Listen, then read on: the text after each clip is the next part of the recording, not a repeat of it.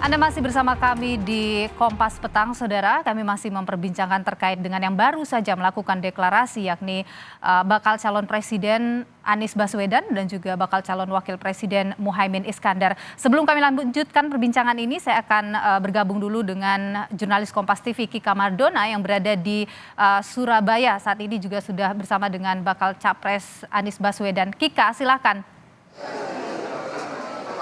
Ya, Nilu dan juga saudara, jadi tadi untuk deklarasi pasangan bakal calon presiden dan juga bakal calon wakil presiden, yaitu Anies Baswedan dan juga Muhaimin Iskandar, sudah berlangsung di Hotel Majapahit, Surabaya. Ada cerita sejarahnya juga mengapa lokasi ini dipilih, namun saya ingin mengajak berbincang langsung bakal calon presiden dan juga bakal calon wakil presiden. Sebelumnya kami ucapkan selamat untuk deklarasi hari ini, Bapak. Saya mau tanya dulu, untuk koalisi Nasdem, PKB, PKS sudah cukup atau masih mau nambah lagi nih, Bapak? Begini, bagi kami misi yang kami jalankan itu yang menjadi fokus. Untuk bisa menjalankan itu tentu kita berharap dapat dukungan lebih luas. Nah, kalau ada tambahan partai tentu senang, tapi sekarang sudah cukup untuk bisa mulai berproses. Kalau Pak Muhaimin gimana nih Pak?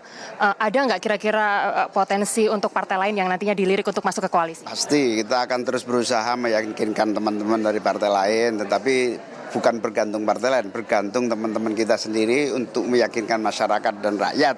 Sehingga kalau elektabilitas kita berdua ini naik, kemudian terjadi proses sosialisasi gagasan yang efektif, saya yakin teman-teman partai-partai akan tertarik. Ya.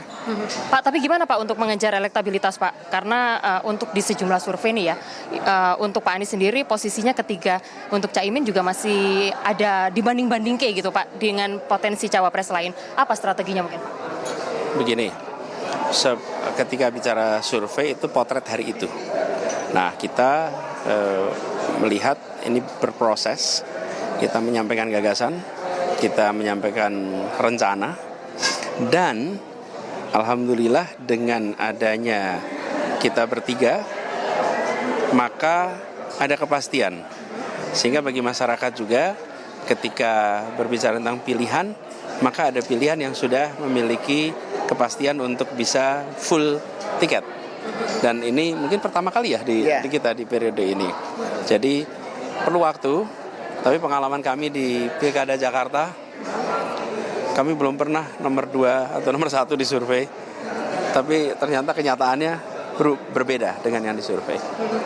Oke, Pak, kalau untuk Caimin sendiri gimana nih Pak nanti untuk kedepannya, mungkin strategi apa yang akan dipakai dalam Pilpres? Ya, dengan deklarasi ini maka kepercayaan masyarakat semakin tinggi bahwa kita bisa mengusung aspirasi, harapan yang berkembang di masyarakat. Nah, yang paling penting adalah teman-teman dan kita semua harus benar-benar rebut hati rakyat, tunjukkan bahwa kita bisa mengusung apa yang menjadi kemauan masyarakat. Pak Anies, ini kan koalisi perubahan. Kalau untuk program-program pembangunan Pak Jokowi nanti kira-kira apa Pak yang akan diteruskan? Oh, bukan hanya program pembangunan periode 8 tahun terakhir. Indonesia membangun itu sejak tahun 45. Jadi setiap 5 tahun ada kepemimpinan baru. Dan setiap kali ada kepemimpinan baru, di situ ada perubahan, ada kebaruan, dan ada keberlanjutan. Kan tidak mungkin. Indonesia kan bukan dimulai 3 tahun, 4 tahun yang lalu. Indonesia ini sudah mulai membangun sejak lama. Dan setiap era ada unsur kebaruan, ada unsur keberlanjutan. Tentu program-program yang dirasakan manfaatnya oleh masyarakat banyak, itu dengan sendirinya akan diteruskan, bermanfaat. Dan kita ingin membawa unsur perubahan. Apa itu? Unsur keadilan di dalam penyusunan kebijakan. Sehingga kebijakan-kebijakan yang kita buat dirasakan manfaatnya bukan hanya oleh sekelompok orang atau sekelompok wilayah, tapi oleh semua dan di semua wilayah. Jadi kita ingin yang disebut sebagai pembangunan itu bukan sekelompok, tapi semua. Itulah aspek keadilan yang ingin kita tonjolkan, sehingga kebijakan-kebijakan yang dibuat dirasakan manfaatnya oleh lebih banyak orang. Yang juga jadi penasaran banyak orang, tiba-tiba jadian gitu Pak, tiba-tiba bersama. Kapan PDKT-nya Pak? Apa yang membuat akhirnya klop gitu Pak satu sama lain antara Pak Anies dengan Pak Muhaimin? Ya, kalau perjodohan itu biasanya yang pacaran lama nggak jadi malah. Yang tiba-tiba jadi itulah takdir. Itulah kesempatan yang diberikan Tuhan agar perjodohan yang biasanya gitu, malah banyak itu yang mahasiswa di skripsinya ditulis untuk sayangku ini, begitu kawin nggak sama yang dia. Jadi tapi belum dijawab nih Pak, persamaannya apa nih Pak antara Pak Anies dengan Pak Muhaimin, persamaannya? Oh banyak sekali, kita sama-sama mahasiswa, sama-sama pernah bergerak sebagai mahasiswa di UGM, bergerak sebagai aktivis, jadi terkenalnya Pak Anies lebih aktif di HMI, saya di PMII, ini sama-sama bergerak. Pak Anies juga disenangi kalangan penggerak sosial gitu ya. Saya juga punya grassroots yang saya kira potensial untuk menjadi kekuatan. Oke, Ya, Pak. dan saya ingin jelas Gus Muhaimin ini rekam jejak aktivismenya itu panjang. Apa sih artinya kalau aktif sejak muda itu? Semangatnya tinggi. Tidak mungkin bisa menjaga aktivisme begitu panjang apabila tidak punya daya juang, daya semangat yang besar. Dan pengalamannya lengkap. Di eksekutif pernah, di legislatif pernah. Saya belum pernah menjadi anggota DPR. Beliau pernah jadi anggota DPR. Saya pernah menjadi gubernur, beliau belum pernah menjadi gubernur. Kita sama-sama pernah di aspek kementerian. Jadi mudah-mudahan kombinasi ini akan bisa membuat apa yang menjadi misi kita lebih mudah untuk kita laksanakan.